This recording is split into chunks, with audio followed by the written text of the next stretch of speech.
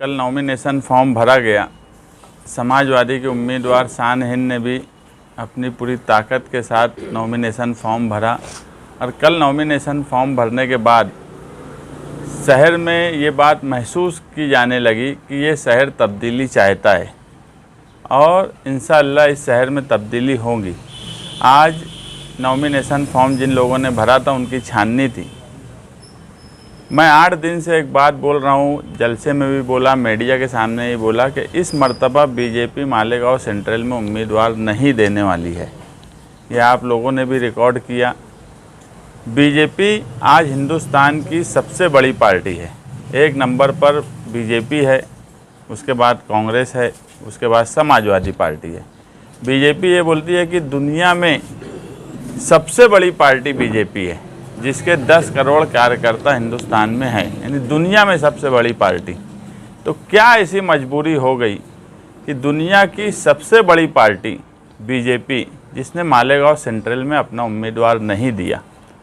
और मैं 8 दिन पहले अगर ये बात बोला था कि बीजेपी अपना उम्मीदवार नहीं देंगी, तो ये बात बिल्कुल सच साबित हुई।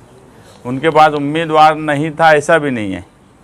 कल उनकी पार्टी के नाम से उम्मीदवारी का अरीज़ा दाखिल किया गया, मगर उसको आज एबी फॉर्म नहीं दिया गया। नेशनलाइज पार्टी होने की वजह से जो नेशनलाइज पार्टी होती है उसको सूचक 1 लगता है, और जो स्टेट पार्टियां होती है या जो रजिस्टर्ड पार्टियां स्टेट में रजिस्टर नहीं होती है उनको सूचक 10 लगते हैं। इसने 1 सूचक बीजेपी के उम्मीदवार ने भरा, मगर उसको एबी फॉर्म नहीं मिलने की वजह से वो अपक्ष हो गई, और अपक्ष होने की वजह से उसको 10 सूचक की ज़रूरत थी। इस वजह से उसके 1 ही सूचक था, तो उसका फॉर्म इनवैलिड कर दिया गया, रद्द कर दिया गया। ये जानबूझ के दुनिया की सबसे बड़ी पार्टी, जिसके कार्यकर्ता की तादाद हिंदुस्तान में उनके बोलने के मुताबिक 10 करोड़ है, उन्होंने इस मर्तबा मालेगांव सेंट्रल में जानबूझ के उम्मीदवारी नहीं दी। मुझे बीजेपी के एक करीबी आदमी ने 10 दिन पहले ये बात बोल दिया था कि इस मर्तबा हम मालेगांव सेंट्रल में उम्मीदवारी नहीं देने वाले। तो मैं बोला, यार ऐसा तो है नहीं कि तुम्हारे पास वहाँ लोग नहीं हैं। लोग हैं, कार्यकर्ता हैं, उनके मुस्लिम लोग भी यहाँ हैं। अगर मोदी कोई काम करता है तो यहाँ पे मालेगांव शहर में झंडा डंडा लेके लोग निकलते भी हैं, आप लोग शूट भी करते। नॉन मुस्लिम लोग भी हैं यहाँ पे। उनके एक रुकन है, पप्पू क्या नाम है, उनको हज कमेटी में भी लिया गया। यानी कहीं ना कहीं लोग होने के बाद भी जानबूझ के उम्मीदवारी नहीं देना। उसने मुझे 8 दिन पहले एक बीजेपी के जिम्मेदार, रियासती जिम्मेदार ने मुझसे कहा था कि इस मर्तबा हमारे पास वहाँ 2 उम्मीदवार हैं। एक अजीत पवार के थ्रू जो खुलेआम चल रहे हैं, अजीत पवार उनको चला रहे हैं, ये पूरे शहर को मालूम है, आसिफ शेख, और वो खुद भी ये बात तस्लीम करते हैं कि वो अजीत पवार के साथ हैं। दूसरे जो है मुफ्ती इस्माइल कासमी साहब, वो भी कहीं ना कहीं दादा भुसे के थ्रू चल रहे हैं, एकनाथ शिंदे के थ्रू चल रहे हैं। और यहाँ तक के नॉमिनेशन फॉर्म दादा भुसे का जिस दिन भरा गया, इनके जिम्मेदार राजू गाइड और उनकी पार्टी, इनके साथ में करीब के रहने वाले लोग तीर कमान निशान लेके दादा भुसे का फॉर्म भरने के लिए गए, और मुफ्ती साहब दादा भुसे की तारीफ़ भी कर रहे हैं। ये सारी बातें बताने का एक मकसद ये है कि इस शहर में तब्दीली की आहट हमको पहले से ही महसूस थी, और कहीं ना कहीं जो आरएसएस और बीजेपी वाले 1999 में निहाल साहब के साथ किए, ये शेख रशीद साहब जिनका इंतकाल हो गया, वो खुद भी तस्लीम किए कि हमको निहाल साहब को हराने के लिए आरएसएस ने हमारी हिमायत की थी। और जब ये लगने लगा कि निहाल साहब की लड़की इस मर्तबा चुनकर आने वाली है, तो आरएसएस और बीजेपी ने जानबूझ के इस शहर में उम्मीदवार नहीं दिए। मालेगांव शहरियान को इस मर्तबा बहुत ही होश व हवास से काम लेना है, बहुत ही समझदारी से काम करने की ज़रूरत है। पूरा सारा मामला सोचने के बाद कि ये हरा झंडा लगा के ये बीजेपी की और आरएसएस की दलाली कर रहे हैं मौजूदा एमएलए और साबिक एमएलए, और बीजेपी और आरएसएस की मदद से चुन के आने की कोशिश कर रहे हैं। मैं मीडिया के ज़रिए मालेगांव शहर की आवाम से ये अपील करता हूं कि इस मर्तबा बहुत होश और हवास से काम लें। 1999 वाली गलती इस मर्तबा नहीं होना चाहिए। 25 साल के बाद एक तब्दीली की लहर बनी है। आरएसएस बीजेपी नहीं चाहती है कि हम कभी यहाँ से चुन के आए। हमेशा आप देखेंगे इस शहर में सबसे बड़ी रुकावट अगर फिरका परस्तों का कोई रहा है तो वो निहाली और समाजवादी लोग रहे हैं। पिछले कई मामलात ऐसे हुए जहां हमने उनको रोका। शिवाजी मुजस्समे के पास हिंदू तंजीमें आकर खड़ी थी, किसी की छाती में दम नहीं था। यहाँ बैठे हुए लोग हैं, अतर से चाचा हैं, रिजवान सर है, हम ही लोग डट के उनके सामने खड़े रहें। तो फिरका परस्त मालेगांव शहर आउटर के जो हैं उनको एक बात मालूम है कि इस शहर में सबसे बड़ी रुकावट अगर कोई है तो वो है समाजवादी और निहाली लोग। तो 1999 की तरह फिर से एक साजिश के तहत बीजेपी ने यहाँ उम्मीदवारी नहीं दी और वो कहीं ना कहीं चाहती है कि उनके पास तो 2 उम्मीदवार है, कोई भी कामयाब हो। इसलिए मालेगांव शहर की आवाम को बहुत होश हवास और बहुत समझदारी से जो एक तब्दीली की लहर बनी है उसे कायम रखते हुए हम ये मानते हैं कि आरएसएस और बीजेपी हमको हराने के लिए पूरी ताकत झोंक देने वाले हैं। यहाँ तक कि मेरी मालूमात ये है कि मुझे तड़ी पार करने की भी कोशिश की जा रही है कि किसी तरीके से मुझे तड़ी पार करा दिया जाए।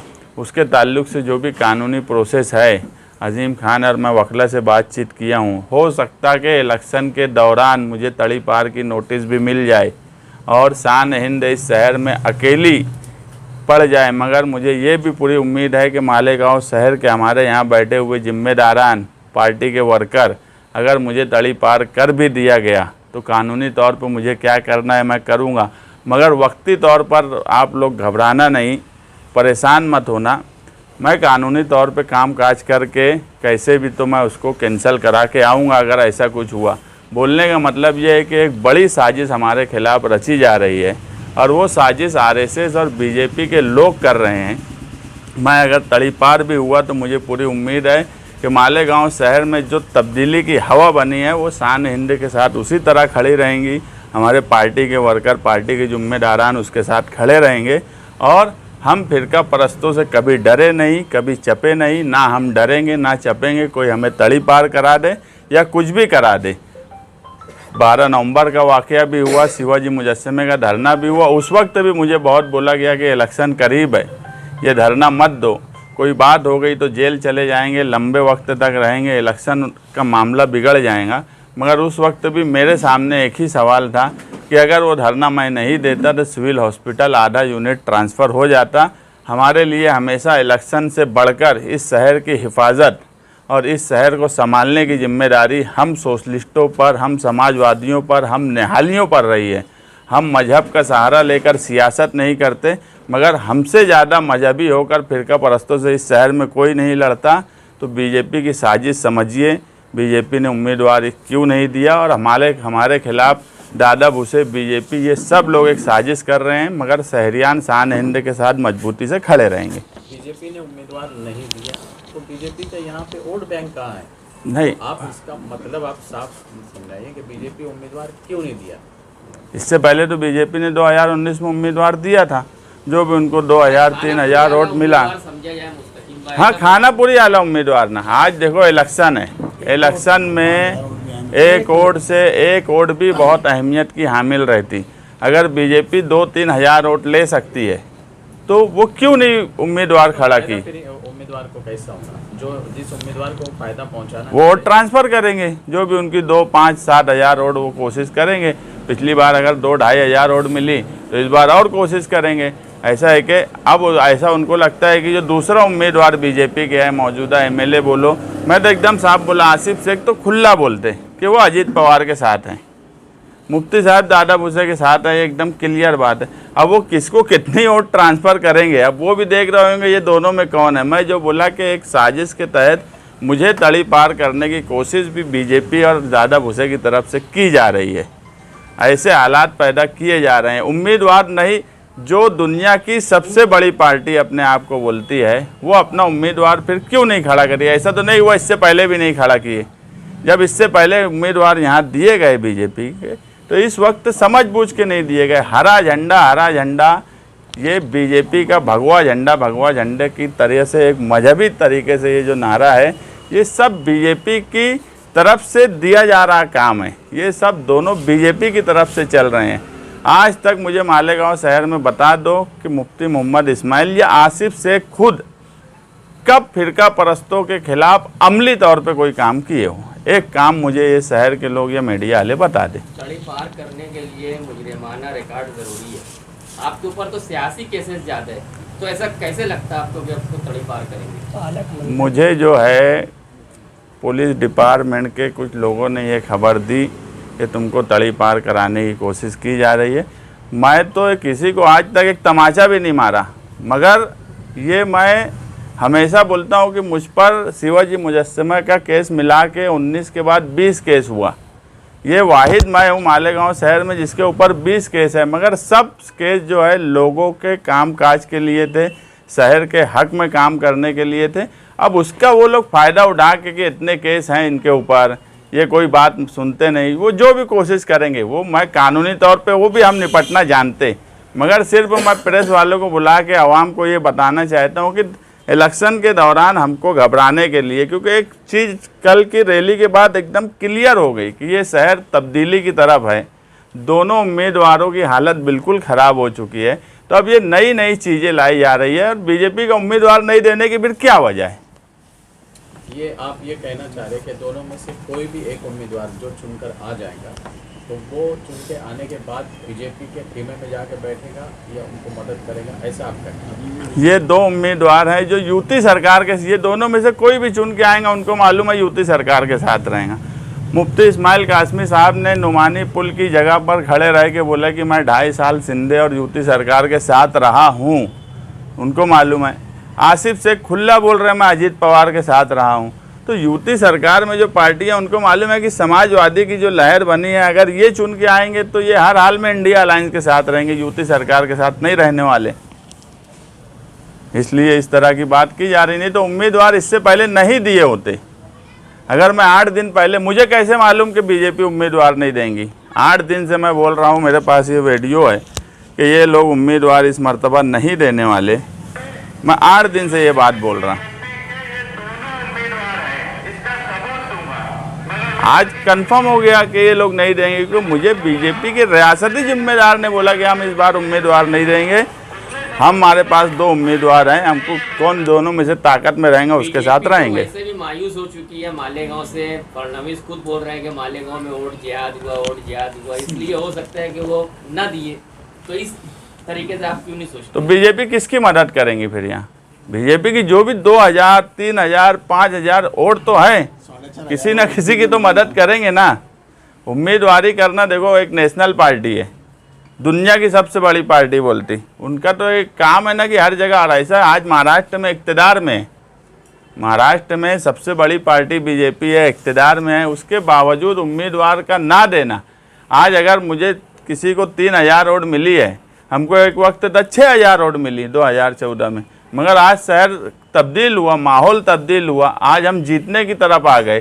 तो कोशिश तो की जाती ना, और मुस्लिम हिस्से में भी तो उन्होंने अपना तंजीम और यूनिट खड़ा की ना, तो कोशिश तो की जा सकती। सियासी पार्टी कभी मायूस नहीं होती, कोई भी सियासी पार्टी या सियासी लीडर, मगर समझबूझ के उम्मीदवार नहीं दिया गया। ये मायूसी की बात नहीं है, ये एक समझबूझ के उम्मीदवार नहीं देना, ये बराबर बात है। और अगर उनको ये लगता कि समाजवादी की यहाँ ताकत नहीं बढ़ी तो वो हर हाल में उम्मीदवार देते। अलायंस का भी कोई 2 टिकट यहाँ नहीं आना चाहिए था, अलायंस का भी 2 टिकट है मालेगांव। ये तो कांग्रेस पार्टी के लोग बताएंगे, हमारा ऐलान पहले हो गया था अखिलेश यादव का। नवाज गार्डन से कहा था कि मुझ पर 19 केस है, सबसे बड़ा गुंडा मैं हूँ, इसलिए तो नहीं आपको तड़ी पार किया जा रहा है। मैं तो बोल रहा ना 19 के आप 20 हो गए, लेकिन केसेज जो है वो मेरे कोई गुंडागर्दी या इसके नहीं, मैं सियासी बोला था कि सियासी, ये सब लोग जो है ये सब गुंडे हैं।